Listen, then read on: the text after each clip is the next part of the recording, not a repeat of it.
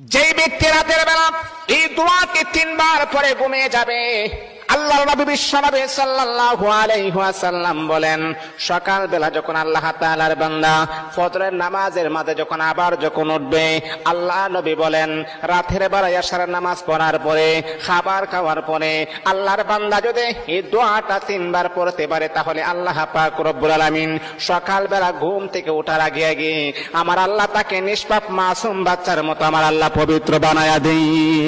দোয়াটা সবাই আমরা জানি, আমরা সবাই কিন্তু দোয়াটা জানি, কিন্তু আমরা আমল করি না। দোয়াটা হলো আস্তাগফিরুল্লাহাল্লাযী লা ইলাহা ইল্লা হুয়াল হাইয়ুল কাইয়্যুম ওয়া আতুবু ইলাইহি লা হাওলা ওয়ালা কুওয়াতা ইল্লা বিল্লাহিল আলিয়্যিল আযীম।